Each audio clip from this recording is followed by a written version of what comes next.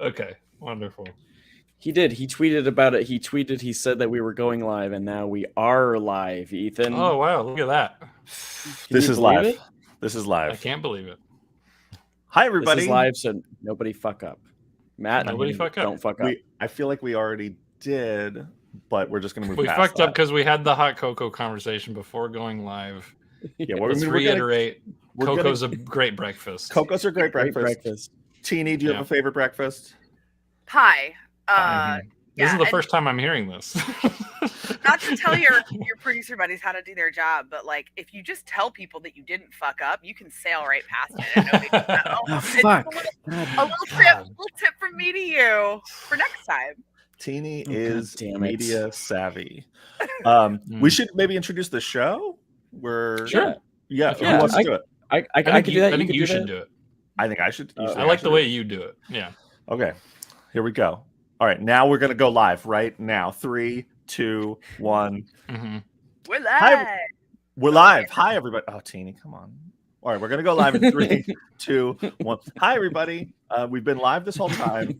Welcome to Ideas Don't Bleed, a podcast. Today, it is a live stream and a podcast. Normally, when we make this show, we tape with a guest for around 8 to 10 hours. And then my producers, Ethan and Griffin, cut that down to, they salvage all the usable stuff into about an hour.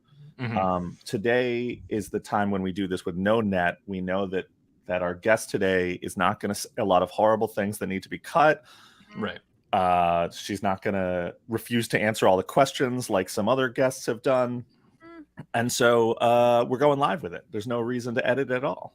Mm-hmm. So today, our wonderful guest is the always wonderful Tini Howard. Welcome to the show, Tini. Thanks for having me. You know, I just learned that I'm your trust case, which is fun for me. Yeah. Because I just learned this. I'm here because I'm trusted to be good, which, again, if things y'all never should have said. There's, but it's good to be here. Yeah, there's a level of guest that like we'll have on, like a Jerry Duggan and Ed Brisson. I was gonna say. Well, yeah, you can have them on, but like they're not. You got to really dig to get good stuff out of them. It's a lot of work. Yeah, that's why we've had Kelly on the show 4 times already, and we've only made like 5 podcasts. Those are heavy. Those. What? Go ahead. Well, the problem with Kelly is, you know, she's a great guest and she's always got really smart things to say, but she's always saying just the most like violent, controversial, negative, hateful things. You really have to go back. You got to edit all that out where Kelly is just really giving out her, you know, kill list. Yeah. Those are our heavy edit guests. And then we get Ryan Stegman on. Ryan Stegman, it's so bad that you have to do ADR later. You have to record stuff that like you have to script stuff for him so that you can replace the bullshit that he said on the show. The voice you hear isn't Ryan. Right. We hire an actor to come in and just say some stuff. It's Paul Giamatti, actually. We got Paul Giamatti to play Ryan Stegman. It's Ryan's face, and then Paul says some stuff that isn't horrifying. Well, Giamatti does a great Stegman. A lot of people really don't know that, but he is a really good Ryan. I mean, I had no idea. Middling, Rosenberg says. Okay. You know. That's okay. Well, Steve Buscemi's Donny Cates is a bit better, I will say. Steve Buscemi's Donny Cates is... That's not bad. Honestly, I didn't believe it until I saw him in the makeup. And then I was like, that's... I saw the costume and the makeup, and I was like, wow, that's Donnie. Yeah. I had dinner with him. And we had dinner for 2 hours. And at the end, I said something about, you know, Donnie's parents. And he didn't know. Like, he hadn't done that much research. And he broke character. And he was like, it's me, Steve Buscemi. And I was like, oh. Okay. Did you forget? No, I just didn't know. I never knew. I didn't know. Okay. It was so... It was so perfect, yeah. That's amazing. But then we talked about Trees Lounge for a while. It's a solid film that maybe he directed. Did he direct that? Anyone? Matthew, what is this show? What's happening, Matthew Rosenberg?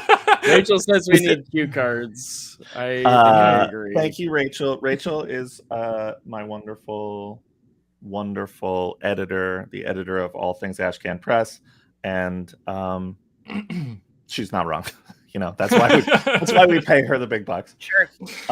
Okay, so the question, what is this show, is an alarming question because I realize now that maybe I'm in charge of that, and that wasn't prepared. I wasn't prepared for that, but we're gonna wing it. Yeah. We're not going to waste any more of your time, Tini. I'm not going to ask why you have 2 drinks for one podcast. Oh, I'll talk about that. I would love to talk about that. Let's talk about that. I'm a many drink girl. Like I've got my iced espresso here, and then I've got my hydrating bubble water, non-branded, because if they want to give me money, they can. Yeah, we're sponsored by Avion. It was my birthday on Monday, and I went to breakfast and I sat down, and when she asked me what I wanted to drink, I was having a difficult time making a choice, and I realized it was my birthday, and so I said I want an iced coffee, a soda water, and a mimosa. I got 3 drinks because they all 3 serve different purposes. Exactly. I'm a multiple drink girl. I think we should all love ourselves, and if you want more than one beverage at a time, like think of how hydrated you could be if you had a water every time you had a chocolate milk. I would die. I would drown. You would be so hydrated. You would have like all of the benefits of being hydrated. I actually talked to a hydrologist once, and he said that chocolate milk is more hydrating than water. It's better for you. Is that true? That's what a hydrologist told me. That's crazy.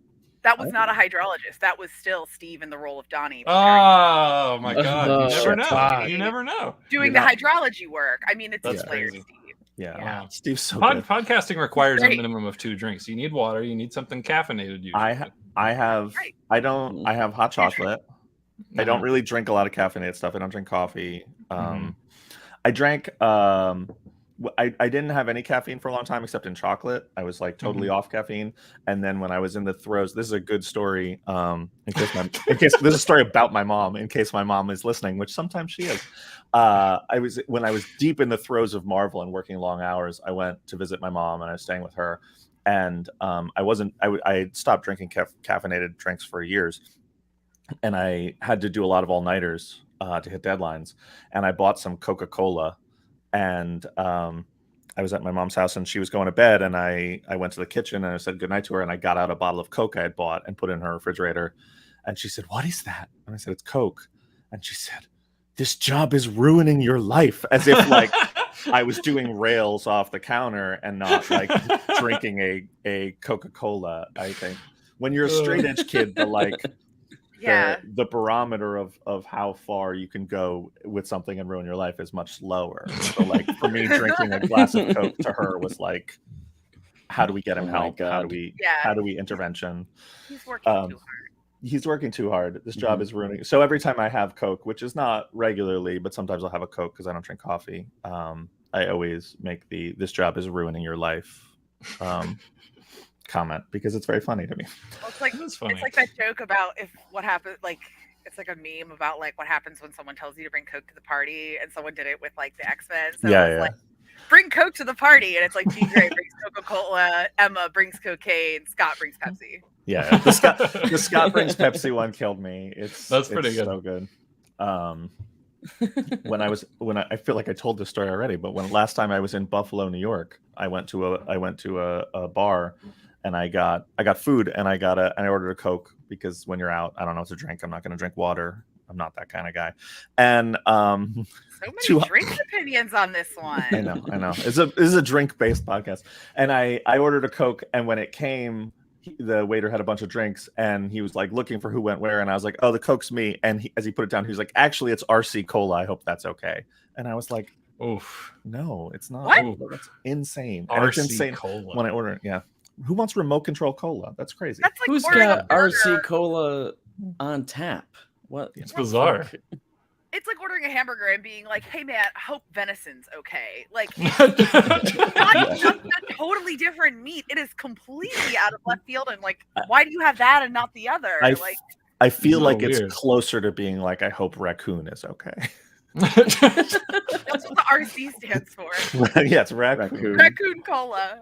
It's not Pepsi. It's not Mr. Pibb or whatever the fuck that is. No. It's RC I'm not looking for a Mr. Pibb either. Mr. Pibb's closer to a Dr. Pepper. Mr. Pibb's a Dr. Pepper clone. Dr. Thunder. Yeah, sure. But I feel like that's more popular than RC Cola.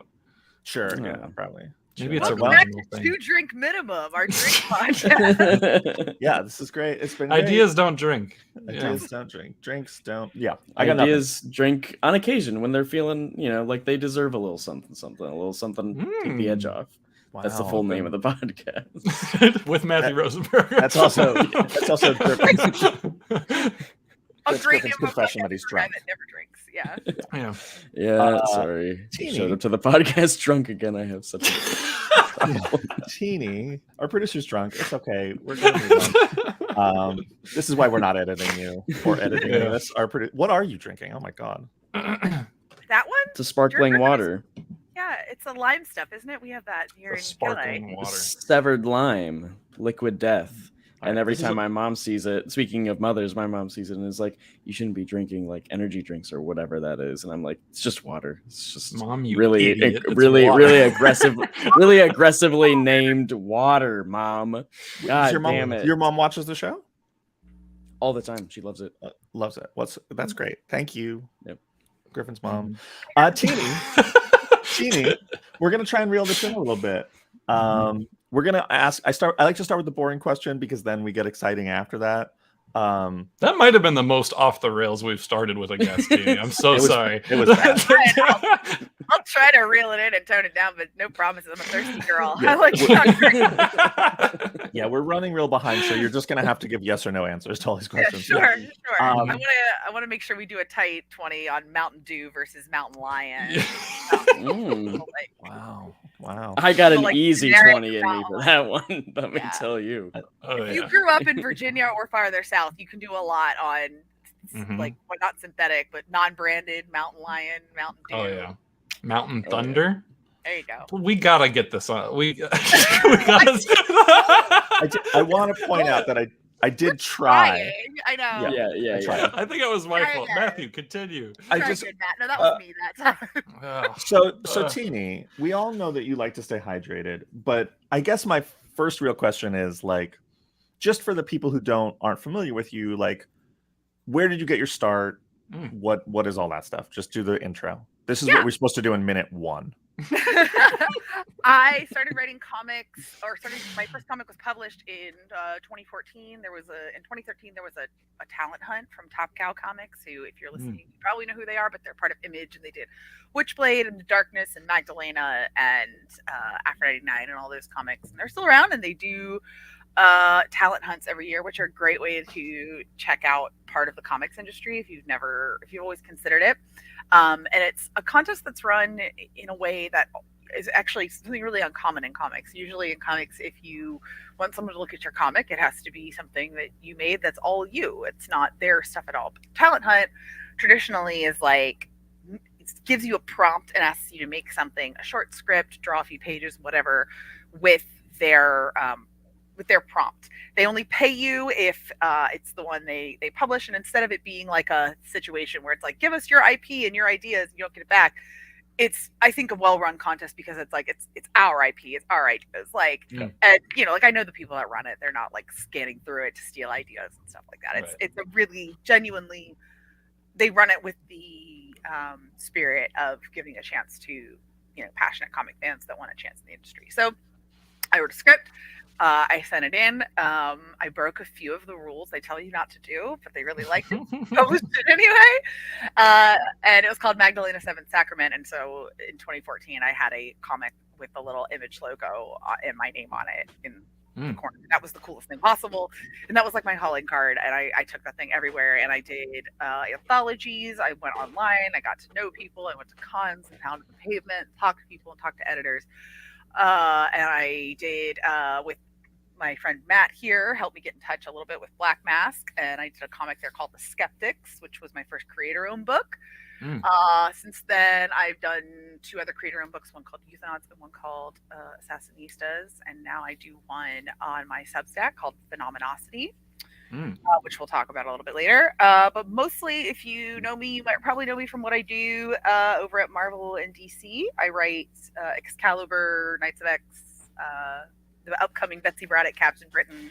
I wrote a lot of X-Men stuff in Krakoa over at Marvel, and then at DC, I do Gotham stuff. I write Catwoman. I'm going to be writing Harley Quinn, and I co-write a book called Punchline: The Gotham Game with my husband Blake Howard that just came out yesterday. I think the first issue came out. Congratulations! It's a wonderful first issue. I read it. Thank you. I'm honestly super happy that we are writing Punchline around the time that you're writing Joker, because it's kind of like getting to write Catwoman with Chip writing Batman. Like, it's someone that like I know they're a friend of mine. We have similar sensibilities. So I don't feel like I'm writing. I don't like the feeling of working against other writers. I mean, I do when it's something you plan. Like, sometimes like you plan that, right? Like writing things together, you want sometimes to create different tension. But sometimes you're just trying to be harmonious and tell a story. And you want to feel like, for example, if I'm pulling this way, I want to feel like the person doing the work is willing to pull the other way and not just ignoring that I'm pulling at all and messing things up. So it's like writing Catwoman now. Chip is a good friend of mine. He's someone who's writing I love. We get to talk together and plan things, and we like really similar things about both those characters. We have similar ideas about what their merits are and what their flaws are and whatever. So I wasn't aware that Chip had friends. Yeah, you don't have to. I'm working on it. Okay. All right. Sure. I didn't know Chip was writing Batman. Good for him. Is that okay? Yeah. Good job. Good That's job, interesting. little buddy. Yeah. We got him like reading maybe a year and a half ago, and we were like, "Wow, do you want to write? Do you want to write Batman?" Yeah. Because he likes to do those little drawings. He does his little drawings, and those are cute. They are so cute. They're so cute. So cute. And have you ever seen him do it? He gets a little furrow in his back. So hard. I mean,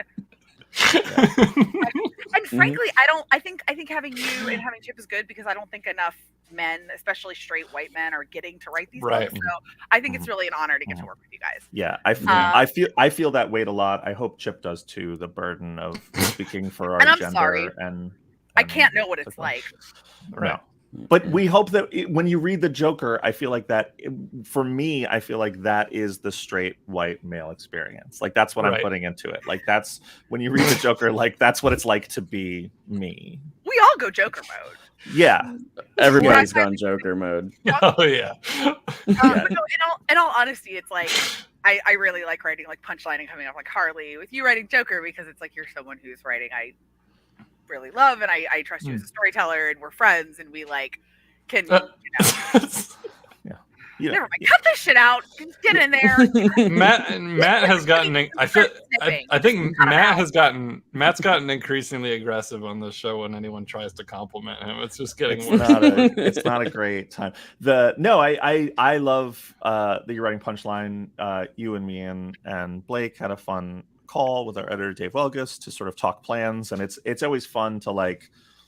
We've all been on those calls where you have we all haven't, you and me have, where like you have to hear other people's ideas. And sometimes you're just like, this isn't what I would do. This isn't, and it's fine. And you're not supposed to, not everything is supposed to be for you and you're not supposed to be every writer or whatever, but it is always invigorating when you hear the other person's ideas and they get you excited and they get ideas going. And I feel like that's really fun. And you and Blake have like so much fun stuff in the Punchline book that I was like, wow, that's awesome. And it's fun even when it's like you and I didn't like plan our books together, but knowing what each other's got going on, and it's like we can talk and be like, oh well, just keeping that in mind, that just informs what my character has on their mind right now, or like just being aware, okay, you're doing this for 6 issues, I'm doing this for 6 issues, but at the end, this person's going to feel differently. So when they show up with you or when they show up with me, it's just a way to keep things like evolving and fresh. And that's, I think, one of my favorite parts of like the collaborative nature of this is that like, I am not a writer who thinks my first instincts are right all the time, because I think instead I'm a good writer who takes notes. Yeah. I mean, I think it's for me, it's always funny because like when I was coming up, I was writing a lot of like Marvel stuff sort of in a bubble. Like I didn't know I knew some of them, but like I wasn't sharing my stuff with anybody but an editor, and they'd be like, this is good.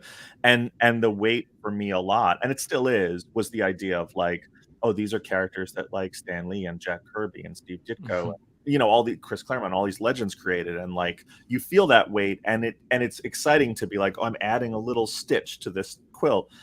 But it wasn't until I started going to the summits and the retreats that I was like, oh, now we're like building something together. And even if it's not necessarily reflective in all the books, like you see what the lay of the land is and the tone of everyone's books and where they're going. And it helps inform you, and it helps feel like you're not just baking a dish, you're part of a huge meal that everyone is making for the people to consume. And it's a different energy and a different sort of fun. But what are the beverages with that meal? It's always Mountain Lion, which I just discovered is a beverage. Diet Mountain Lion. Was not aware that was a beverage, but yeah. Mountain Lion, sponsor of the show. Thank you, Mountain Lion. Thank you, Mountain Lion, for your generous support and not suing us for that joke. Nothing refreshes like a cold, crisp Mountain Lion. Mountain Lion. Oof. I don't even believe this is real. I'm looking it up. Go ahead. I trust Tini. I trust her implicitly. I have a question that's maybe a weird question, but it's something on my mind. You were big into cosplay. You were a cosplayer. And I know a couple other writers who are cosplayers and creators who are cosplayers. It's very interesting to me because I've always, and maybe this is my own thing, I've always felt like writing comics and cosplaying come from like an equal amount of passion, but from sort of different angles, if that makes sense. Mm-hmm. That there's just a sort of different perspective on it, and that a cosplayer has about a character and how they feel about it, and I just sort of wonder if you feel that, if you felt like your relationship to characters was different when you were cosplaying as them than when you're writing them, if there was a transition for you as a person going from someone like to cosplay. Do you still? I mean, I know you dress fancy a lot. But I do sometimes go to cons, and when I'm walking around, people are like, "What are you dressed as? Can I take your picture?" And I'm like, "This is just how I look. I just dress like a cartoon character. Like, I'm sorry. It gives me peace. I don't know. I don't know. I've always like really been interested in like style and fashion and costumes. If I wasn't in comics, even if I was still a writer, I would 100% be like a fashion writer. I've always had like when I was a little girl, my favorite game was dress up. Like people could just give me their old Halloween costumes or their old like theater costumes, and I would just put them in a trunk. I would just walk around the house in it. Like I just always had a really, really deep relationship to style and fashion, and it's always been art for me. It's always been self-expression. I was totally one of those kids in high school that would wear Christmas decorations in my hair in the middle of April, just because they were part of a look to me, and nobody else got it, and that was okay. I was that kid. I've always really loved dress up, and it's always like something about me. Like I did, like whenever I watch movies with people, I'm always that person that's annoying about the costumes. I mean, not in a way where I'm like, that's wrong, but just, I mean, granted, a bad wig will, bad wig will ruin my day. But like usually I watch costumes or watch movies and TV, and I'm just like, oh, that's so cool. Like, her costume becomes more and more red as she gets more and more evil, or like basic things like that, right? So for me, like costuming is storytelling. Costuming is, and like how characters are dressed is like a big part of like art and expression. And I've always been kind of like an obsessive. So like if I was, really into Spider-Woman, and I was like, reading and rereading the like Bendis Spider-Woman comics, and I was like doodling Spider-Woman and like writing fan fiction about Spider-Woman, which is another thing I did, then I would be like, I also want to have a Spider-Woman costume. I was never the sort of person to be like, I'm this character, like you like them, I'm gonna change all of my internet stuff. It was just always like, this is what I'm into right now. I'm into Spider-Woman. I would make the costume, and sometimes in a weird way that would be like, I would get so tired of the costume by making it and embodying it, I would stay up late, I would be walking around with sore feet, but by like the end of the con I'd be like, I'm sick of fucking Spider-Woman. Then I'd be like, but that girl's Scarlet Witch costume looks really fucking cool.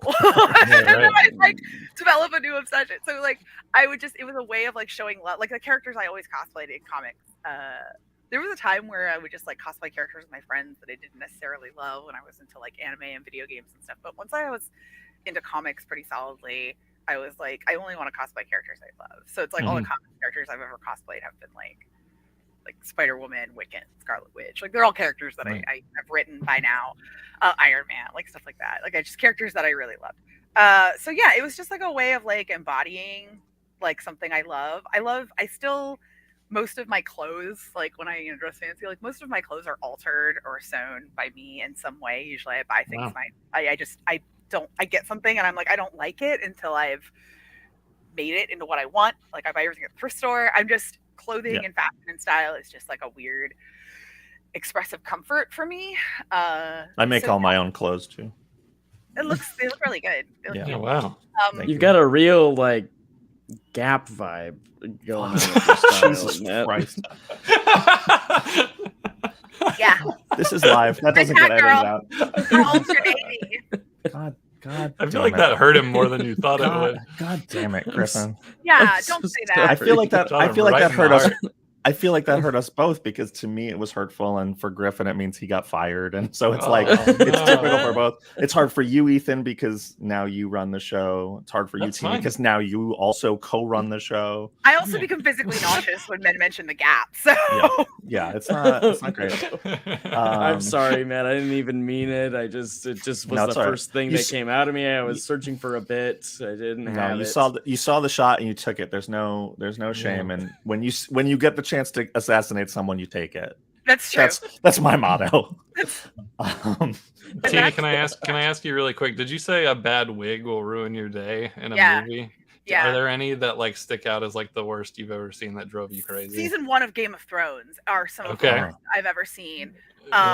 It's like what you can look for are like hairlines. If there's none, that's the worst. Sometimes if there's one, you can another really good example is I saw those Hobbit movies in like super freaking IMAX. Oh, really? And every close up on those doors made me want to like puke into my popcorn because you can like see all the mesh.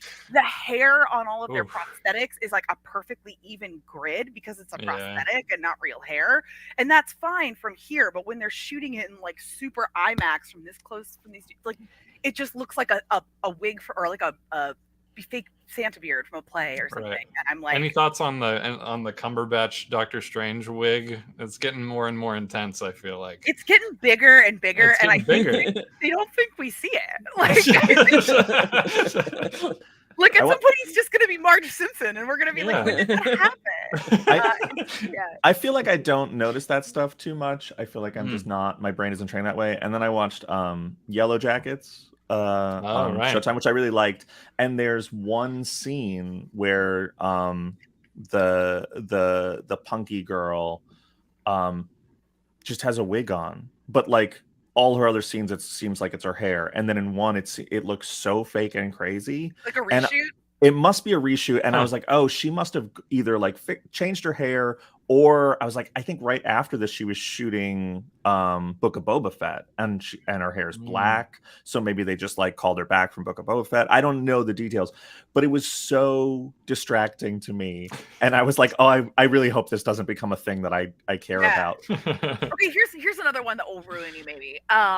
There's a certain like yellow shade of blonde that's like everywhere now because it's the color you get when you like bleach or peroxide darker hair, but it's like not a hair color. There's like a yellowness to it that like when you dye your hair that color, you have to do things to it to take that yellowness out. You have to kind of put like blue and purple dye over it to kind of color correct it because it doesn't look natural, because hair doesn't grow that yellow. And it drives me nuts when I'm watching like a pirate movie in the 17th century and people have like peroxide blonde yellow wigs, and I'm like, you could have bought a wig that didn't look like that. Like, it's a wig anyway. Why did you buy the Sailor Moon yellow one? Why did you not like why is there not a database somewhere of wigs through different lenses so you know how bad they look? Like, it just so you feel like Sailor Moon is the most authentic looking of all things. Sailor Moon is the most. Well, no, I think they shouldn't pick that Sailor Moon color. Oh, don't go with Sailor Moon. So Sailor Moon is the least authentic. She's the most authentic woman that's ever existed. Sure. That's just fact. She eats, she cries, she loves her cat. Just like a real woman. Like, hey, like baby, I contain multitude. That's me, all right?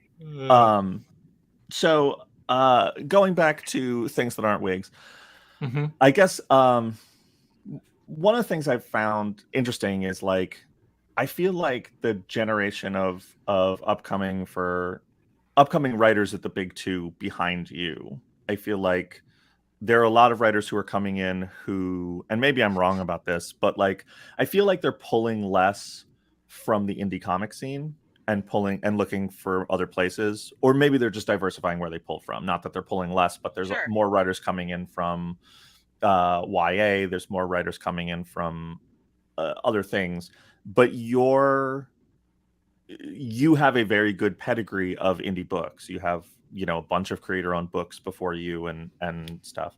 And I'm sort of wondering, like, do you feel like doing Skeptics and Euthanauts and Assassinistas helped inform you for working at Marvel, or do you feel like it's a totally different thing? Because I know people answer this either way, where they're like, oh, it's totally different, and then some people are like, no, I learned everything in the indies.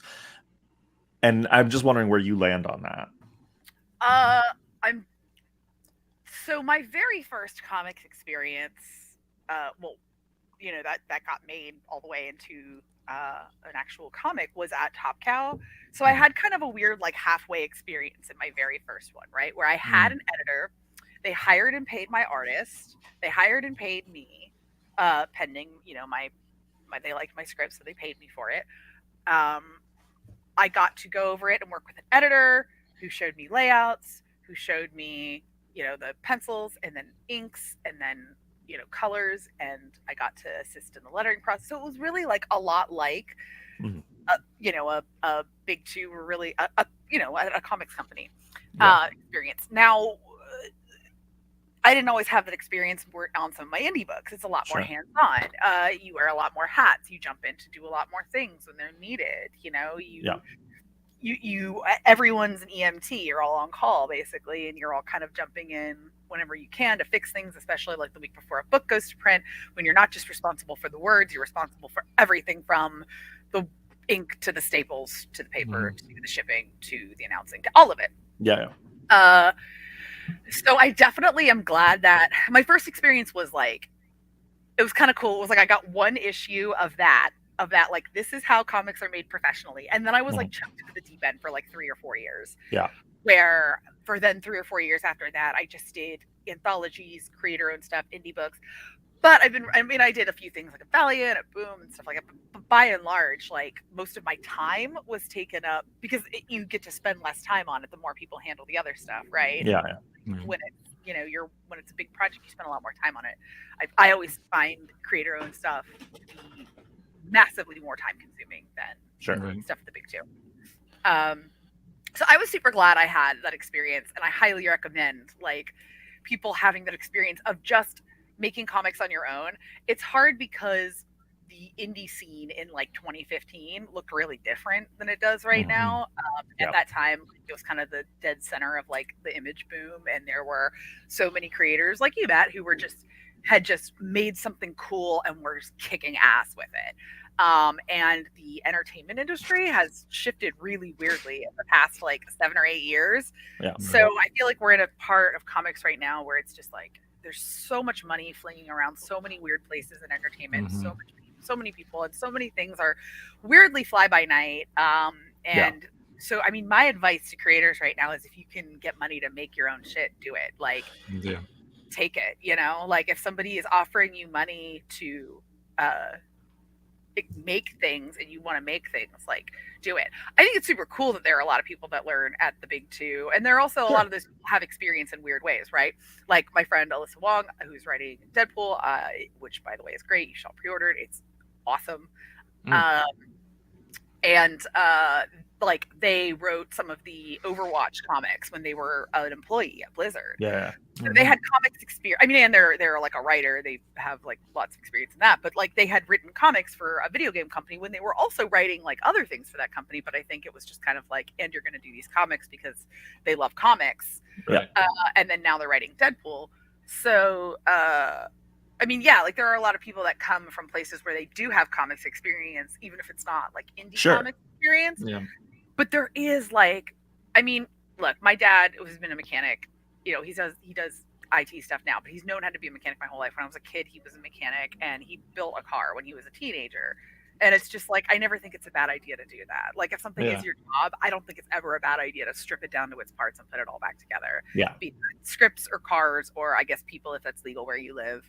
But it's not. But I mean, it's the Wild West out here. You guys are stripping people down to their basic parts all the time. We do it here too in New York, but it's not legal. It's funny that you said that about figuring out all the parts, because I actually have a note here, but I wasn't gonna mention it. But like, you worked in a comic book store, correct?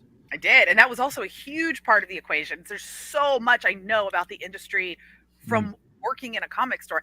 And frankly, there's so much negativity sometimes in working in entertainment that working in a comic store is what gave me good vibes and kept me around. Right. Yeah, I mean that's the same for me. Like I worked in a comic shop, and it's so. I mean, I knew I was trying to make comics, and I had a better paying job that was taking up all my time, and I was like, I need to leave that job so that I have free time, and I want to do it. And I was like, well, I'll look for something that's part time or like less work, and then because I had savings and stuff, and I was like, oh, I should work in a comic store and be immersed in it. And I just wanted to be around comics and get a discount on comics. But actually, like, it informed so much of the early stuff for me in like what I like and what I don't like and how I want to approach things and how the audience approaches things. There's nothing more informative to being a comic creator than standing in the back of a comic store for 3 hours and watching what people pick up off the shelf and flip through and what they end up buying and what they end up putting back.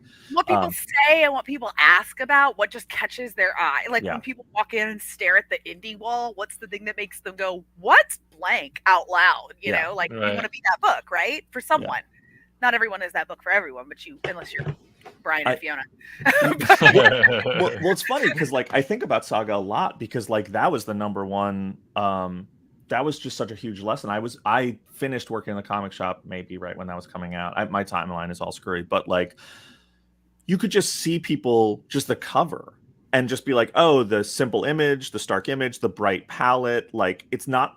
And then you look at the wall and it's not a shot at Marvel and DC cover artists. I know how the cake is made. I know how it's all put together, but there's something really good about having a cover that doesn't look like every other cover. There's something, and people, I know that there's Marvel does do covers that look like that, which is so funny. Now they love printing covers that are like a blank background and a character doing something funny or like intimate, them doing something realistic, right? Because that's what worked about the Saga covers. Flat, like the text you saw at work that day, the flat color, and then a beautiful image of something so intimate it felt like a candid photo of a real family. And it's not and I just always, every single time, and much love to all the people who've ever graced anything I wrote with a cover, but the issue 1, the whole team looking straight ahead cover, that is the formula at Marvel and DC, and I'm just like, I don't know why that would grab me. I just don't, maybe for a certain reader, it's like, oh, you want to see who the characters are. You want to see who's on the team. I mean, personally, I would be like, buy the book to find out who's on the team should be the better selling point. But I understand not doing that and understand and want to rope people in. But I'm just like, I don't see how this is a selling point anymore. Like, give me something, like you said, intimate or dramatic and not just a bunch of people looking back at me. Because I can see that 40 times every week on the wall. I mean, the cover in my career that's probably gotten me the most attention, mostly positive, some negative, but it was certainly the biggest deal, cover of my career was Catwoman 39, where she's on the pole. Yeah, for sure. And like, it's like, I kind of had to fight for it, not fight, but I had to convince, we had to do some convincing that it was like, because not everyone. Like I live in LA where grandmas go to pole fitness on Sunday after church, right? Like not everywhere is like that, and it fits the story. It's part of what's going on in the book, but it was like one of those things where it was just Catwoman on a pole. Like she's not fighting anyone. She's not like look. It's just like it's shocking. It's it generates conversation or whatever. And it was like like that cover. People go nuts for it even now when they see they'll walk by my table and be like Catwoman on a pole, and it's just like. It has to be unexpected and make sense. And it's unexpected in the comic cover to see something intimate, but it makes sense when you see it. And great as Fiona Staples drawing it, Yeah, for sure. Another thing that I feel like I learned in a comic shop is coming up with the name that is somewhat memorable or at least easily identifiable, that you're not just like, it's a simple word, it's whatever. And I feel like I made We Can Never Go Home and Four Kids Walk Into a Bank and What's the First Place from Here, and I'm an asshole and I have these books with long names but I always say, people are like, well, I can't remember exactly what the name is, and I'm like, it doesn't matter. If you go into a comic shop and say, where's the farthest, like they're gonna know what you're talking about. There's no other book that sounds like that. And what I like is that like now a bunch of people are doing that. There are a bunch of stuff like that. Like James Tynan, Al Ewing, they're all doing it. Yeah, and like they're all doing it better than me, and fuck them. But I love them, but also, you know, I hate them a little bit. And, it's fine. Most of the days I love them. But I like they're doing visibly better than me. Yeah. But well, the thing is that what I always like about you and your creator own is that you're not that kind of asshole who comes up with the obnoxiously long title. You come up with a different kind of asshole title, which is fake words. And I really appreciate that, because you have Assassinistas, you have Euthanauts, you have Phenomenosity, all difficult to say, all not real words. It's really admirable. It's really, you found your own lane into being fucking obnoxious and naming your books, and I have so much respect for that. And that actually means a lot, though, because it is my flavor of fucking obnoxious. Like, I know, like, okay, granted, there is a real reason for it, and it's that my first comic was called The Skeptics, and I would Google Skeptics comic, and it would be like comics fans skeptical about, and it was like I could not. At the time, I was a copywriter, so I knew SEO, like, and I still did this to myself. Yeah. I'm so stupid. I am too skilled at SEO. Like, I do SEO optimization for other people, and I screwed myself. So after that, I was like, I'm going to make up a word for my comics so that even if people can't pronounce it, they can look at it and be like, it was that word. And the other thing about it is, and this is the asshole part, are you ready? I think it's important to, with whatever you do and everything and how you present yourself, I think you need to court the kind of reader you want, right? Matt does a good job with his titles because they all sound like punk songs.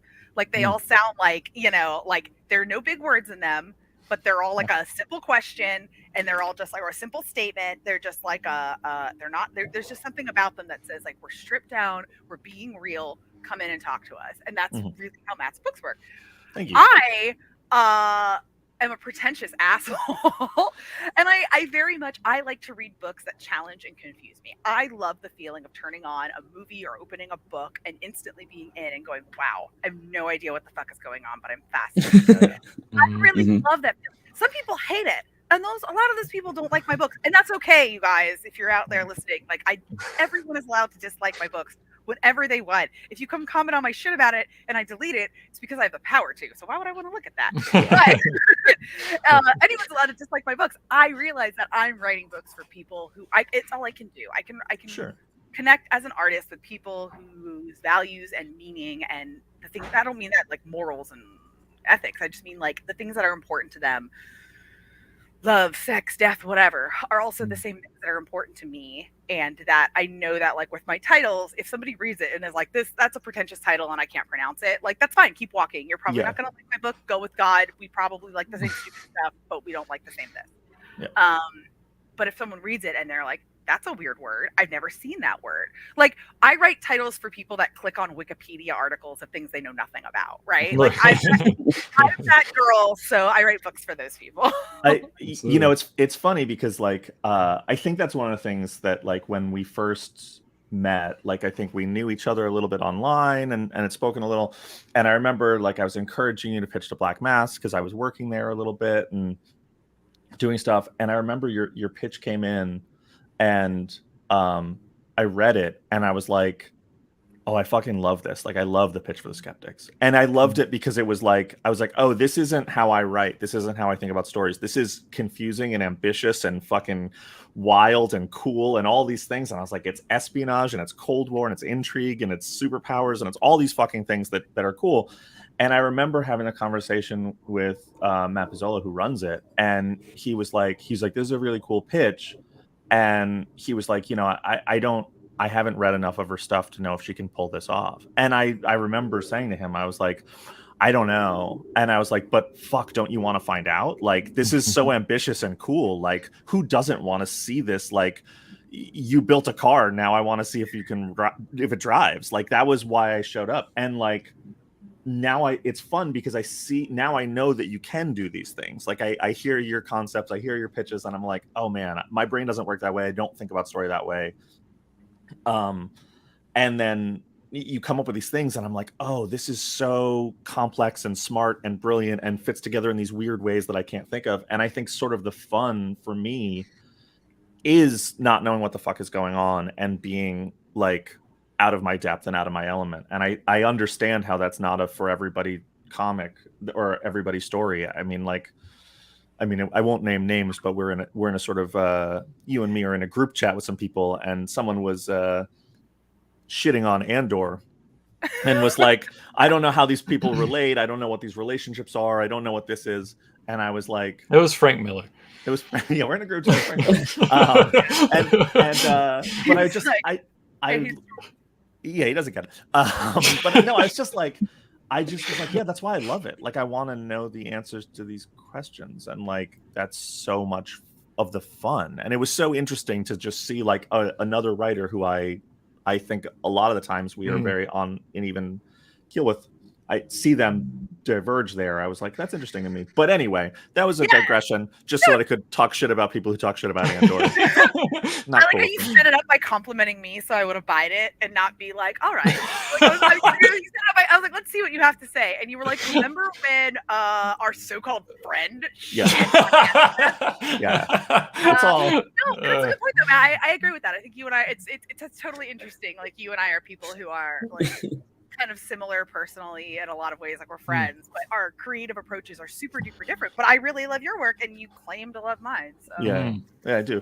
No, but well, let's talk about the new book. Let's talk about Phenomenosity, which you can read on your Substack right now. The first 2 chapters, and it's free. You just have to sign up. There's other stuff that costs money to read, but if you just want to read the comic, we don't charge people for that. When other chapters come out, it's 2 weeks for just the paid people, but then it's free for everyone. So, and everyone should read it because it's awesome, weird, beautiful, smart, grounded sci-fi. It's small, intimate sci-fi, and like, first of all, do you want to give the pitch for what the book is? If you yeah, it's me and Phil Seavey, who I've actually been working with since I was at Top Cow, since like one of my first projects in comics, and we became good friends. And we're very close friends now. And so I wanted to do this book with him really badly, because I knew I wanted it to be about an intimate relationship in a city and a mysterious phenomenon. And Phil draws all of those things really, really well. He does. But yeah, it's a woman named Amelia Hurt who goes to mysterious city to find out about the death of her friend. The city is it's in the world we live in today, sort of theoretically, but mysterious environmental phenomenon pops up over this mountain in Canada, and it doesn't respond, it doesn't do anything, it's just there. So people kind of move under it to study it and worship it and whatever, and it doesn't change, it's just there. So people build up around it, and a whole society builds up around it. So the book is kind of both about the mystery of Amelia trying to find her dead friend, who was her like internet bestie back in the day. They've never met in person, but she found out she's dead, and her exploration of this city under this phenomenon, people that live there. Awesome. The I like when I read it, I sort of, not to do like an exploration of your influences, but like, no, I love the show. Yeah. I feel like you see a lot of like, there's a lot of Grant Morrison in there. There's a lot of, it feels like Harlan Ellison stuff. It feels like, there's notes of Arrival, if you want to talk about that. And it's interesting because it's all stuff I love, but like, again, not how my brain works. And for me, getting into the book, like, you start with the phenomenon. You start talking about the phenomenon, and these things appear. And I was so drawn into that, and I loved it so much. And then it just swerves to be about this woman. And I was like, I had 2 thoughts. One, I was like, oh, I can't wait to see how these things come together.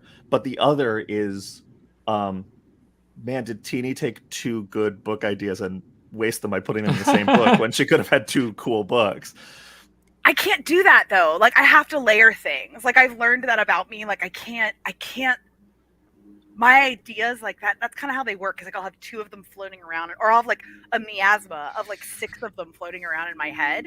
And I'm like, all of these feel like gestational. Yeah. Like, none of them feel real. And then like one day 2 of them bump into each other about something and I'm like, it's like the personal story and the larger story. And like, to me, part of the, like, okay, one thing I love horror movies. This is widely known about me. And one of my favorite things about the horror genre is that your movie can be a really, really simple concept. Like there's a monster in the basement, but you can take 90 minutes to 2 hours telling that story, right? And it's just like a family moves in and the daughter goes to ballet and hears voice or whatever. Like you just make shit up. And then like the reveal is there's a monster in the basement. But that's really the whole plot. And it's just how they get there.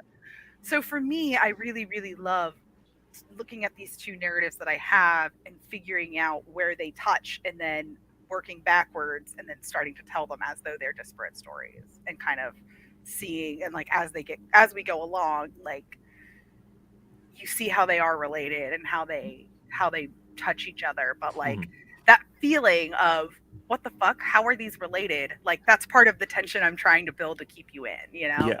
And I you know what I love about it for me personally is like they feel so disparate and they feel so separate, but both of them are great paths into the story, because one is the phenomenon is this amazing world building of just like intriguing, fascinating stuff, and then you have Amelia's story, which is very personal, and you get to know her, and like you almost forget that the other exists until they start to bump into each other, and then you're just like, oh, you have this great path to character that feels really organic and this great path to world building that feels organic, and then when they start to come together, everything blows up in this really fun way where like, I don't know, the thing that really shocked me about it, I was like, okay, when I started reading it, I was like, okay, I understand what the world is. It's basically the present day. And then there's all these like, no, it's a little different than the present day. It's a little futuristic.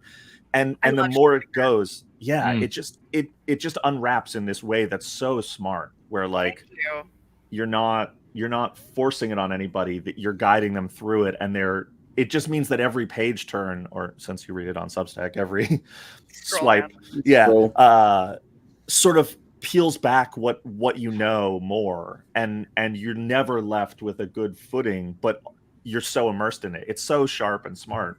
Thank you. No, I love doing stuff like that. I love things that do that intelligently. I watch a lot of TV. I love TV. I love sequential storytelling. I love not sequential, episodic storytelling. It's part of what I love about comics. I love the idea that every segment of the story is a segment with a beginning and end, and they all come together to make a larger thing. And I love seeing something in a movie or a TV show or in a comic or in a novel that makes me go, wait, what? What was that? I'm lost. Or am I lost? Or should I just hang on to that in context? It can be disorienting. I can think of one book. It's a novel. I won't name names, but it's very, very popular. And I didn't like it because when I tried to read the first chapter, nothing was familiar. And I didn't like the writer's prose. And I was like, I feel like I just opened a junk drawer. So it can be disoriented where you're like, nah, I can't grab anything here. It all looks sharp and unwelcoming. Was it Dr. Seuss? Yeah, I was like, screw that guy. Why do all these people look so weird? Wait, you looked and you found him, the cat in the hat? Hold on. What? Eggs are not green. I demand it. But I'm just like thinking of other things that do that. I was thinking of there's this book series called Luna that like I thought it was a sci-fi novel that did it really, really well, where like the first chapter starts with like a race, but like as they're describing this like foot race and like the teenager's like thoughts in his head during this foot race, you realize all these crazy things, like the foot race is taking place on the moon. And like it's apparently like a huge like ritualistic deal for these people and not just a foot race, and like it's one of those things where it just like compounds on. I really like China Mieville's writing, and I think that he does that too sometimes, where it's like he'll just be like, you're, like I'm thinking of The Last Days of New Paris, which is one of my favorite books of his, and how it's like you're sitting, like a lot of the scenes in it are like it's a guy, he's sitting at a table in Paris, he's drinking a coffee, it's war-torn Paris, the World War II has happened recently, and there's a giant surrealistic monster walking through the street, and it's just like that feeling of like you don't know why yet, but it's not a shock moment to him. To this character, it's normal. It's like, oh, okay, time to hide from that thing like we do every day, and like. To me, there's nothing more interesting than watching a character go about something that's normal to them but disorienting to me. I love that. Yeah. For sure. That brings me to sort of my last question, and then maybe we'll take some questions from the audience if we have time for that. But for sure. The thing that really struck me about phenomenosity, the thing that made it feel personal and I sort of was intrigued by was the phenomenon, the way you talk about it. I'm like, oh, this is exciting. What is this? And it's glowing creature lights in the sky. And then you go into the fact that nobody knows what it is. Like, they're researching it and they've been looking into it, and it's just it's still, you know, all this time has passed. They built a city below it, and still it's just like, we don't know what it is, and that's you have to sort of make peace with that. And I was thinking about when I went to Iceland, which I've talked about before, being a really magical place, and seeing the Northern Lights. And I guess I understand what the Northern Lights are scientifically, to a sense, but there was this sense of wonder at this magical thing, and like, I remember staring at it, and like, it just feels otherworldly. It feels surreal and like not of this planet. And I just remember being like, I wish I didn't know what this was. I wish I was a Viking. I wish I could just be like, no one's figured this one out, and just a phenomena. Like, I wish I could experience it like that, where people just be like, we don't know what it is. It happens sometimes. We don't know when. We don't know why. Here it is. And I love that. And getting sucked into that in your book, like, was very much wish fulfillment for me. But then you have this character who is seeking knowledge, and not the knowledge of the phenomena, but like seeking knowledge in the same place. And so it, just from a sort of personal standpoint, like, I feel like you sold the idea of it being okay with not knowing what something is, and being at peace with not understanding everything, but also have a protagonist who is seeking knowledge. And like, where do you lie on that? Where does which is you? Which is your perspective? That's a really good question. So there's a lot of points to this, right? Point the first. I hate when horror movies explain themselves badly. Sure. Like, I love when I'm watching a horror movie and I'm totally scared and wrapped up in it, and I hate when they over explain it. Like, when they're like, really good example of this is, I think the first half of the movie Insidious is some really good filmmaking, and then it gets weird. That lady comes in with those two Ghostbusters, and the whole movie turns into a Rob Zombie video, and it sucks. Like, it sucks. I'm sorry if you're a fan. We could do a whole hour on how I don't like James Wan movies, but James Wan's in the chat right now, unfortunately. Hi, James. Love you. He said, "Did you see *Malignant*? It was a little bit different than my usual thing." I didn't, and I've heard that. I heard I should go see *Malignant*. It's actually good. So I don't like when things explain themselves. Usually I'm like, I would rather it be unexplained. But in the real world, I'm like weirdly not like that, right? Like, I am an absolute, like, podcasts about people who have disappeared, things who are unexplained, cases that were never solved, cases that make no sense. Like, somebody walked into a building, there are no cameras, no exits, but they disappeared. Like, and people just spend years taking it apart. I love that stuff. But I kind of love that people don't know. Like, for me, there's kind of a magic in the era of being brought together by not understanding. And that's the kind of magic of the city, right? It's like, we are brought together because we all know together that we don't know the truth. And then people start forming factions about what they believe the truth to be. And does that kind of pollute the message or not? Or does it keep it ideologically pure? I was raised Catholic. I no longer practice the Catholic faith, but I still really am interested in like the history of it. Like, I have like a daily saint book I read every day. That's like an old, like, just because I got it like a while ago, and I just thought it was cool because it's a different saint every day of the year, and I hadn't read it ever, so I've just been going through over the year and being like, what's today's saint? My birthday was wrapped around the Archangel. I got a good one. I was like, oh shit, I got Magneto. Like, you got to learn all the lore, all the characters. Yeah, exactly. Like, I mean, I love how it's like kind of the same feeling, right? Of like, there's all these weird, or like, half of them, it's like, oh, he was a nobleman. I'm like, noble my ass. Like, you shouldn't. But then it's like, 14-year-old virgin like fought a bunch of Roman legions and died, but is a saint now. And I'm like, well, that's kind of cool like that. So I love that idea. And so I was really inspired by also, like, in addition to things that I sent Phil a bunch of stuff like ball lightning and the Northern Lights and other atmospheric phenomena that are explained but are still pretty weird. I then also said a bunch of things like the appearance Fatima and Our Lady of Guadalupe and all of these like what people had described. Like I found like YouTube videos of people recreating like what they think the appearance at Fatima would have looked like for like the children there that like, or when people saw like the dancing of the sun, like all of these religious things that were supposed to have happened over history. I went back and found like YouTube videos of people being like, well, based on what they explained, based on what people said they saw, here's what that supernova that people saw in China in the 9th or 11th century or whatever should have looked like. It was fun. And I just kind of found this fusion between like my own fascination with not understanding things and then like just the magic in general of not knowing. And like I don't know, I think for all of my like talk and everything about like gassing myself up, like I'm a very humble person, and I think it's like a virtue. I think the reason to be humble is not to let people step on you, but it's to admit you don't know things. It's to admit ignorance and to constantly be letting the world like teach you and change you. So that was a good answer, Tina. That was a good answer. We do have a handful of audience questions. I've also got a quick one, if that's okay with you, Matt. Do you approve of that?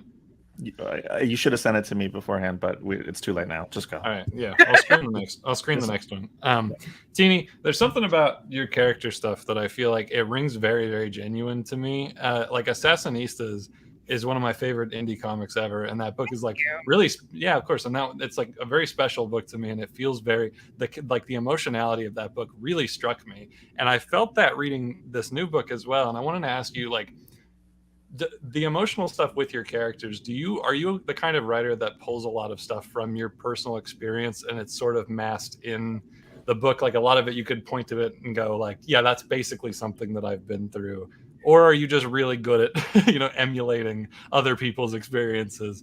Because it all feels so personal. So that's something I've wondered for a while. Yeah. Oh, that's really nice. Well, thank you. And like in Assassinistas, for example, right? Like, I'm limited by my own experience in some pretty obvious ways. For example, none of the main characters is a white woman. Yeah, sure. But like, I am always pulling from genuine. The feeling is always genuine, even when the experience, like and I have always been like a little, I don't know, for lack of a better words, I've always been like a little writer in my head where everything from like, I'll think about what should have happened after a movie. There's like a book my mom has when I was like 8 years old where I wrote like for a class assignment, wrote Super Mario fan fiction about me getting sucked in and going to Super Mario. Hell yeah. You're gonna put that in the afterwards. We could put that in chat. Upload the PDF. I'll get mom to send it. Oh my God. No. She could Substack exclusive. I know she might actually send it to me if I ask. But so I've always been, I don't know, and like, I guess I've always been a really, really emotional person. When I was a kid, I was a total like, I used to get called crybaby. I've always just been effusive and I feel things deeply. I'm a goth kid, right? Yeah, sure. And as a kid, like, when I got to kind of learning that like not everyone was super uncomfortable with that display of emotion, which was a lesson I needed to learn. I got really into like taking those strong emotions I felt and often putting them in like books I was reading or stories I was writing or things I was drawing or playing dress up to become a character that had meaning to me or whatever. And it was just like this feeling that I had to take some way and like get this energy out and get this, like being creative for me is like a thing I have to do. Even when I'm on vacation, I'll doodle, like I'll think about stories. Like I can't not do it. So it's really kind of hear that it's very genuine. I've had actually people, it's really funny. I've had people that don't know me and have never met me accuse me of like self-insert over like a bunch of different characters that are all very really? And I think it's just because like, to me, I'm always just like, I think it's because I'm just writing genuinely. Like I think sometimes people just feel genuine and think that it's like, well, it must be real. She must be writing like what really happened to her. And I'm usually not. And as a matter of fact, I'm kind of like really private about my personal emotions. All right. I'm not the person that goes like you'll never find a video of me crying into a camera online. I think it's fine if people want to do it, but that's not me. I don't get really personal with strangers, except for the way I get really personal with strangers, which is through fiction writing. And I get like, for a character, for someone who's not me, I'll like skin myself and put all my emotions on the page. But when someone's like, okay, Tini, write a Substack about the emotions you've felt in the past year, I'm like, I'd rather write about horror movies I like. I don't want to do that. It's uncomfortable for me. But it means a lot to hear that it's genuine, because then it's worth it. Absolutely. Good answer. Good answers all around. We can do a few audience questions before we let you go. I got time? Am I let you go? I mean, record the other segment. Yeah, there's more. I think after that kind of profound, inquiry from Ethan, we have one from a fan, Tyler Bose says, Miss Howard, would you rather have a dog with human hands or a cat with a human face? Good question, Tyler Bose. Cat, hands down. I'm not really a dog person. But it has a human with a human face. It's very upsetting. Whose face is it? Do I get to pick? No, or is it's the cat's face? It's the cat's face, but it's like a human version of it. Well, wait, okay, hold on. They're both just so bad. Let's be real. Pick. Who is it? Whose face is on your monster cat? That's a good question. It's yours. Oh, wow. Okay, yeah, that's a cute cat. That's a good cat. That's an he has little glasses, and I feed him a dish of chocolate milk. Also, it's dead. Oh, Tyler, your icon. I love that picture. But yeah, also a dog with human hands just sounds like trouble. Like giving anything human hands, like is asking for what's it gonna do with them? I don't want to know. Yeah, I don't want a dog that can fire a gun. Yeah. Yeah. You definitely want a dog that can fire a gun. That's gun dog. Matt, didn't you say you don't like cats? Don't like them. That's funny because you do have like a cat energy a little bit. There's a cat also. Wow, you guys are really swinging on me this week. I'm a gap-loving cat guy. Not a cat owner energy, like a cat energy in yourself. I am a cat. You just a little bit. One. I don't like cats. When I was a kid, my grandmother had a cat, and when I would go stay at my grandmother's house, I'd be in bed at night, and it would sneak into the bed through the bottom of the bed under the covers, and so I would just see this like lump coming towards my body and my crotch, and I knew what it was. I was a little kid, but I was still like, that's the cat. You can't just kick it, but like every instinct in your body is like, there's a lump moving towards you in your bed, kick it. And that to me informed cats for me entirely. And then later I was just like, they're just kind of rude dudes who live in your house and shit in a box. Dudes. Rude dudes. Dogs are cute when they're other people's, but I don't see. Wait, this is what I mean. You're gonna say we don't have to talk about dogs, but this is the problem, because if you don't like cats, you can talk all day about how acceptable it is to not like cats. But if I'm like, I'm not really a dog person, people are That's like, not good. People like I've heard people say you're a sociopath if you don't like dogs. It's just like, oh my god, yeah. I'm like, look, they're fine. I think other people's dogs are wonderful. I will play with your dog. I will pet your dog. But what I don't want to be doing is getting up in the middle of the night to let something that weighs half as much as I do outside to piss and shit. No, thank you. They make a lot of noise. But imagine if they had hands, then they could let themselves out, and then come back and scratch your back for you. Give you a massage. That's cute. Yeah, I don't like massage dog. The massage dogs. I'm worried their hands would smell like dog. Like I don't like the dog smell, and I feel like their hands would still have that dog smell. Then they rub my back, and I would have the dog smell in my bed, and I would have. It's a bad time. This is not. Thank you to the dog owners of the world for giving dogs a home so that I can wave to them and pet them and don't have to own them. That's fair. Here's another question from Miscellaneous Soup. Dear TINI Howard, I've been a fan of your work for years. I recently read Magdalena. Is it possible that you could discuss further plans, especially in terms of the shared universe? I hope you have a good day. Oh, no, man, I loved writing that book. I actually when I went to San Diego Comic Con just for the day this year, I stopped by the Top Cow booth with my friend Ryan Cady, who co-wrote that book with me. And we were... B minus. He's a B minus. Solid A plus Ryan Cady, and we were hanging out at that booth, and I was just like, definitely, it's something that I would love to do when I have time again. Definitely something I've had talks with Top Cow about. I love that character. I love Maya, the Magdalena we got to create. I loved getting to create her and have her roll around with patients because I don't know. I have one of my favorite things about writing comics for existing companies is getting to play with a legacy and make.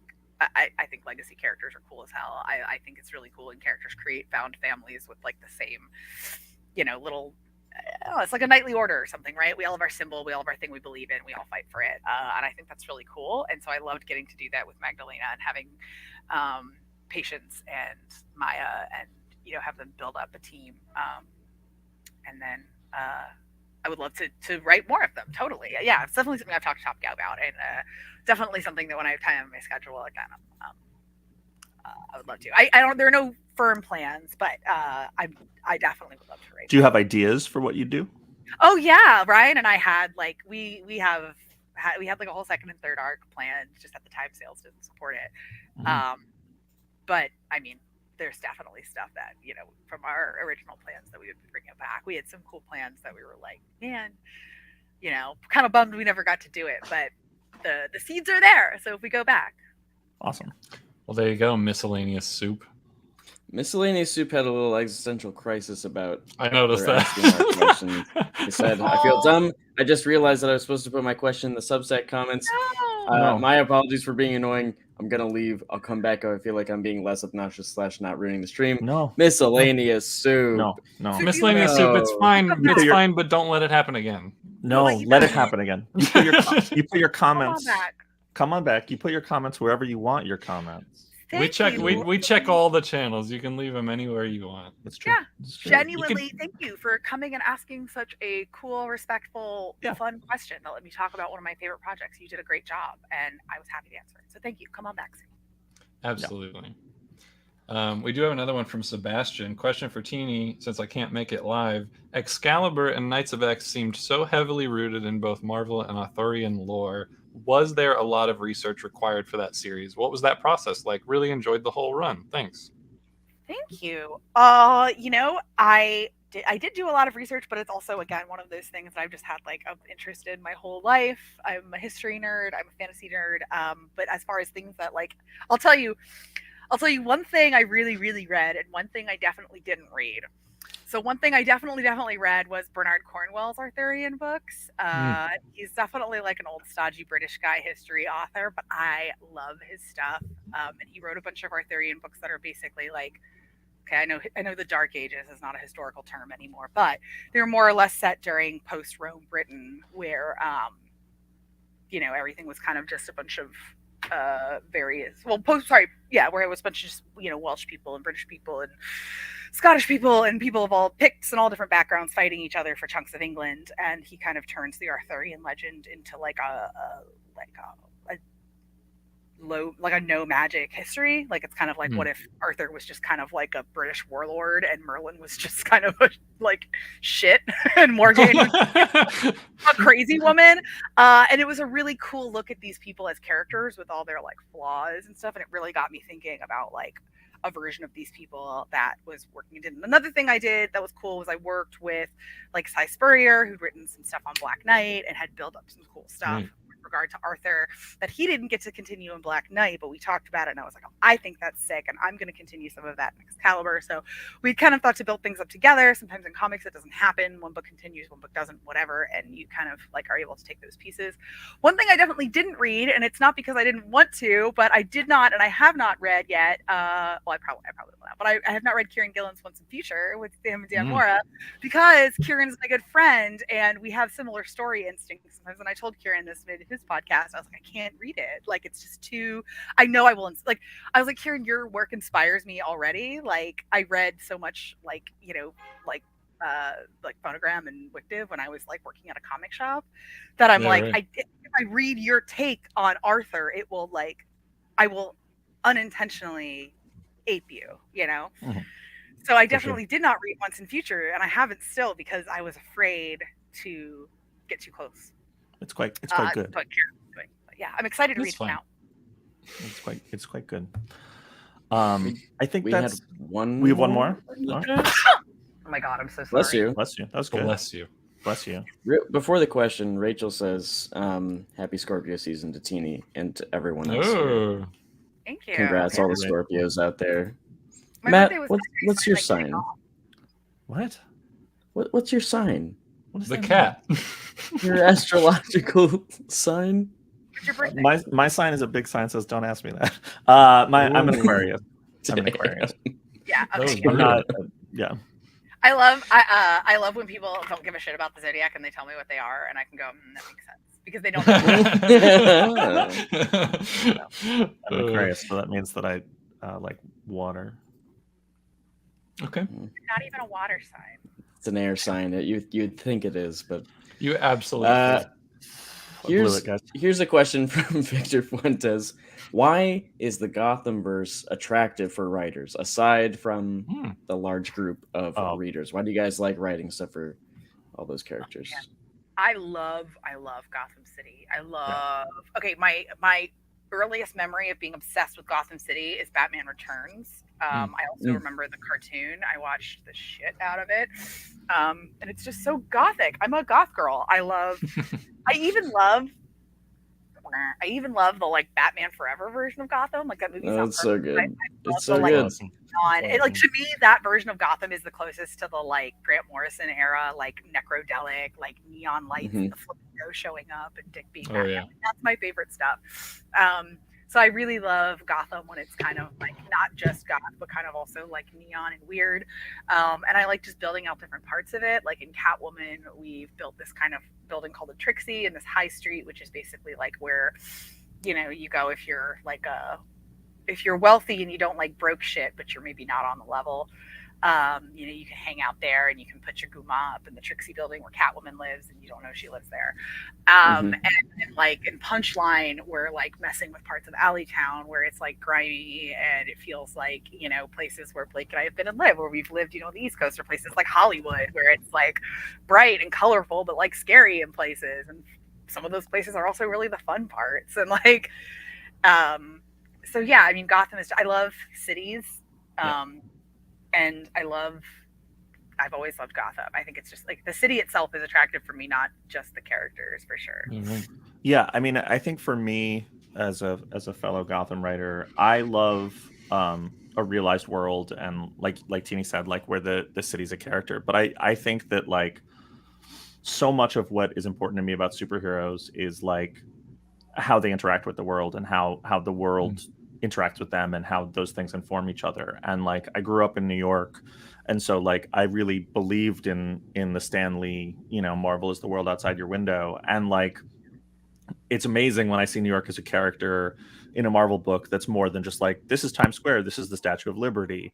And I always tried to do that and be like, oh, you know, this is you know, like we get to see these heroes on the subway, we get to see them, you know, down at Battery Park, we get to see them in the Bronx. It's not just like whatever. But for Gotham, it's like that, except you can create all this stuff that is like absurd and crazy. And it's like, it's sort of, it's New York City. I mean, I know people will be like, it's Chicago, it's whatever. It's New York City to me. And you know, it's New York City on speed and psychedelics and horrible drugs, and like on a, you know, it has a shiny part that is fun to dip your toe into, but the underbelly of Gotham is so fun and exciting. And like it's this magical world that feels not that different than ours. Like it feels relatable, we understand what it is, but it also is this world that has created penguins and riddlers and jokers and catwomen and Batman, and just like it's I love thinking about like how that there's a certain type of beautiful magic in the same way that like an Arthurian legend has like magic infused in classic things. Like it's a modern magic that I think is so fascinating and fun, and we don't get to play with a lot in other forms of fiction. Totally. Tina, you're muted. Or maybe you're not muted, or you're just quiet. Oh, am I not muted now? You're not muted. There you You're good. Okay, I was fiddling with my button. Yeah. I remember what I was going to say now. Oh, yeah. It's always exciting to feel like you can do that. Like, there's a reason why Gotham writers are always like, we always want to take like to make something up and put something in that's like a nod or a reference. Like, we can't help it. Like, the restaurant on the bottom floor of Catwoman's building is called Capolo's Meat Market, and it's like an Italian place. Like, it's just awesome. Something you do. You have to put something into Gotham and say, you know, and hopefully someday someone will make a dumb reference to me in a Catwoman book, but until they do, I'll be here to do that for others. But it is exciting. Like, I remember when I was writing Skeptics, it took place in Washington, D.C., which is where I'm from, and where my grandfather, you know, worked in the 60s and all that. So, like, that city and that era is really important to me. And I remember being really excited because I was like, I want to include Ben's Chili Bowl, which is like a famous DC Black-owned chili place, chili dog place that's been there forever. And I wasn't sure if like it had been there that, at that time. And I looked it up, and like, not only had it been there at the time, it famously like brought hot dogs and served like hot dogs and chili to people that would go to like MLK rallies and stuff, because it's like one place where they could be like, everyone can come back here. Like we'll serve everyone. So I was like, that's so cool. Like I got to put this piece of my history into this comic. I'd never seen it in a comic before. I'd never seen anyone do a comic in DC in the 60s and put Ben's Chili Bowl in it. But it was just like, it's one of those fun ways to be like, yeah, I can like immortalize this thing I care about. And Yeah, absolutely. Well, Matt, you ready to get out of here? I'm ready to go. This has been lovely. It couldn't be better. So I think that you leave on a high note. Absolutely. I fixed your live experiment mess. Good work. Well, before I think to wrap it up, I just wanted to point out Mountain Lion, very real. Very just what maximum taste, it says. Store brand. Maximum taste. Tini's doing a dab in honor of Mountain Lion. In my research, I came across something I would see if Tini's got any answers for me about this one. Is the Hannaford brand equivalent of Dr. Pepper, which is known as Dr. Perky. Dr. Perky. Which has seen Dr. Perky. Smooth flavor.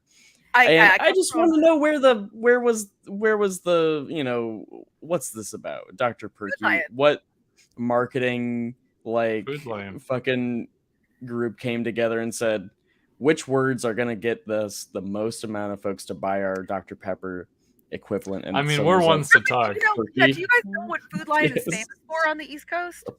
What they're famous for? No. Selling rotted meat. That's what they're famous for. Oh no! Everyone I know calls it either Food Dog or the Shitty Kitty.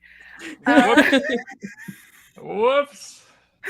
So I'm sorry if you're a loyal Food Lion fan and a listener. If we're losing our sponsorship. Losing Food Lion. This episode brought to you by Food Lion. You can't trust anything that goes on at a Food Lion to follow like logic or. I would just point out that I think like when I think of a drink, and I know that I'm part of a Dr. Pepper family, Dr. Pepper loyalists. So like I'm not speaking ill, but like Dr. Pepper to me, the name, it doesn't sound like it. Like I don't want a drink that's peppery. No, it sounds bad. Perky, Dr. Perky, like. Dr. Perky is more fun. Yeah. That sounds great. I don't know, Ethan. Are we making a switch? Are we the Perky Boys? We could be the Perky Boys. We could be the Perky Boys. Yeah. Done. It's done. It's not bad. Put it in right. If you're the Perky Boys, you might get a doctorate too out of it. So. Oh, hey. Dr. Perky Boys. Do you think Dr. Pepper ever got his honorary doctorate? Do you think they would have he got it at the same time Gaiman did. Was he not a real doctor? There's no way he was a real doctor. I think he was like I thought it was like at a pharmacy, and he was like mixing drinks at like a soda fountain pharmacy, and he was, I don't fucking know. Google it at home. Is there something to the fact that like doctors at one like is this go back to the putting cocaine and soda joke from earlier? It does. All the way back to putting cocaine and soda? Does. I think it does. I mean, I think it's not a joke though, right? Like Dr. Pepper was medicinal. That's what you're supposed to take it at certain times in the day to keep yourself regular. Supposed to drink it hot also. Yes, that's true. Yeah. Really? Yeah, I'm okay with that. I don't want to do that. Next time, that's what I'll have in the mug. We're gonna all have hot Dr. Pepper. Next live episode, we're all gonna have it, and it's gonna. I'll try it, but I don't that's know. what having it is. Trying it. Anyway, go to foodlion.com. Use our promo code Sorry. Did you say sorry? That's foodlion.com/ideas don't get diarrhea, but maybe you will. Sorry about it. Jesus. And on that wonderful note, I think we're done here. I think we're done. Thank you so much, everybody, for watching. Thank you, Tini, for being here. And everyone go to Tini's wonderful Substack, which is at tinihoward.substack.com. It's like my name on the screen. Wonderful. Yeah. Or if you're listening, it's on Spotify, TINI Howard, like the duck. And read some Phenomenosity and read some other stuff. And I don't use Twitter and shit. So if you just want to know like when I have stuff coming out or if you want to pre-order my stuff, like you have to go there because I don't go on Twitter. It's a good place for me. That's a good call. And that's been our show. Thank you so much for everyone for tuning in. Oh wait, we didn't pick a question. We didn't pick a winner for the best. For question of have we been consistent about that? Yeah. You know what? I'm gonna give it to miscellaneous soup. Give it to because miscellaneous soup had a whole spiral that was not deserved. It was a good question. It was a great question. Miscellaneous soup, you're our winner. Top we're question. Send you $100 or whatever it is that we do. We're definitely not sending you $100. I appreciate that. Our wonderful sponsor at Third Eye will send you a gift, though. You have to send us your address, and then Third Eye Comics in the DMV area will send you a present as a thank you for asking an awesome question.